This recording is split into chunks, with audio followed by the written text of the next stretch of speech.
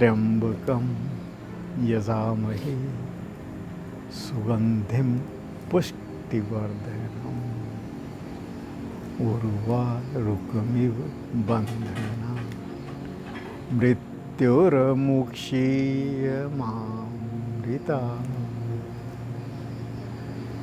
देखिए, वेद ने इस मंत्र में कितना उत्तम संदेश दिया है कि हे परमपिता परमात्मा त्र्यंबकम, तेरे को हम नमस्कार करते हैं।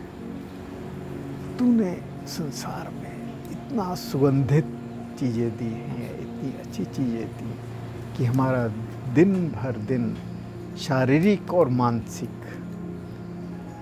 जो उन्नति होती रहती है। अब इससे जो अगली लाइन है उर्वारुकमिव बन्धनान्, ये एक बहुत महत्वपूर्ण शब्द है।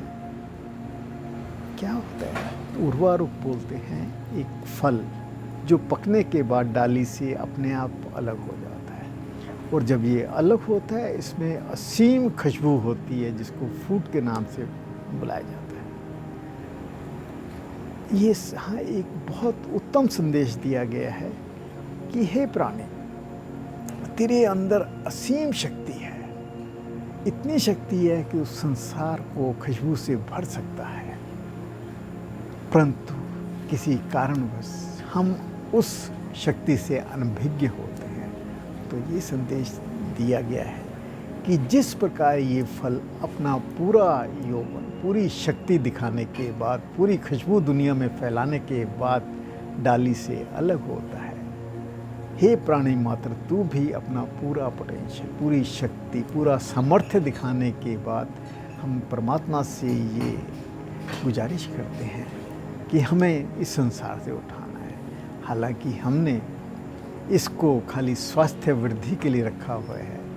इसका नाम ही महामृत्युंजय मृत्यु से, दुखों से दूर करने वाला मंत्र, उसको महामृत्युंजय मंत्र, परंतु इसका वास्तविक अर्थ ये है कि हम बार बार अपने आप को चिताएं कि जब तक मेरा सामर्थ्य, मेरे अंदर की शक्ति पूर्ण रूप से संसार को ना दिख जाए, तब तक मेरे को इस संसार से ना लेके जाना।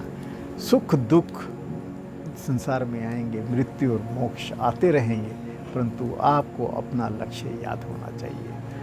तो जब भी कभी आपका मन विक्षिप्त हो, मन है कि मेरी इधर उधर चला जाता है, विक्षिप्त हो जाता है, क्षीण हो जाता है, जिसे कहते हैं डिप्रेशन में आ जाता है, उस टाइम उसको चिताओ कि भाई मेरा अभी सामर्थ्य, मैंने दुनिया को दिखाना है, मेरे मन को इधर उधर नहीं दौड़ना, मैंने मन को अपनी जगह स्थापित रखना है।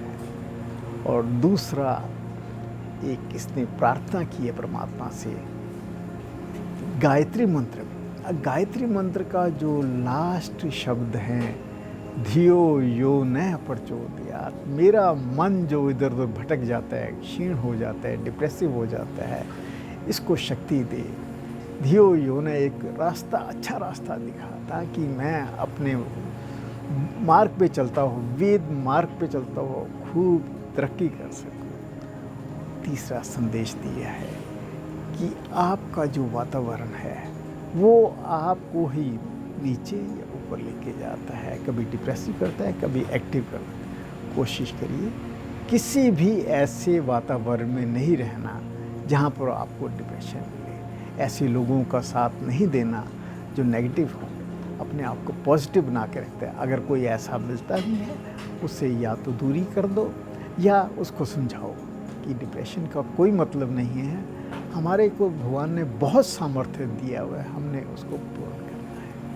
और इसके आगे वेद एक संदेश देता है कि हे प्राणी मात्र, तेरे अंदर असीम शक्ति है, असीम ताकत है, तो उस ताकत का इस्तेमाल अपने आप को सेल्फ कॉन्फिडेंस डेवलप करने चाहिए। आमतौर पे जब हम लोगों को नेगेटिविटी आती है या हम, तो हमारा मन कुछ भी करने को दिल नहीं करता, हम हर चीज़ को अवॉइड करते हैं, हर चीज़ को एक नकारात्मक शक्ति देते हैं कि ये मेरे से नहीं होगा।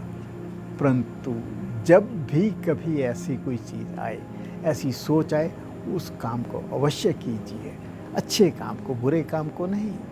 और जब आप बार बार उस काम को करेंगे तो वो नकारात्मक शक्ति अपने आप खत्म। और सबसे आखिर में वेद एक बहुत उत्तम संदेश दिया है कि जब तक आपका शरीर और मस्तिष्क स्वस्थ रहेंगे तब तक आप पॉजिटिव रहेंगे। आप इस स्वास्थ्य को जगाने की खूब कामना करिए। किस द्वारा? योग के द्वारा, प्राणायाम के द्वारा, ध्यान के द्वारा। ध्यान करने का केवल मात्र यही वो नहीं है, कारण नहीं कि हम ध्यान करते हैं कि हमने मानसिक शांति लेनी है, परंतु ध्यान का मुख्य उद्देश्य है हमने अपने अंदर सोई हुई शक्तियों को जागृत करना है। हमारे चक्रों की शक्ति को, हमारी सुषुम्ना नाड़ी की शक्ति को, हमारी कुंडली शक्ति को, हमारे शिव नेत्र को जागृत करना है। और जब ये शक्तियाँ जागृत होती हैं तो आप नेगेटिव हो ही नहीं सकते। आप नकारात्मक शक्तियाँ आपसे दूर चली जाती हैं और सकारात्मक शक्तियाँ उसका स्थान ले लेती हैं। तो आइए हम वेदों के इन तथ्यों पर चलते हुए अपने आप को सुदृढ़ बनाएं, पॉजिटिव बनाएं, सकारात्मक बनाएं।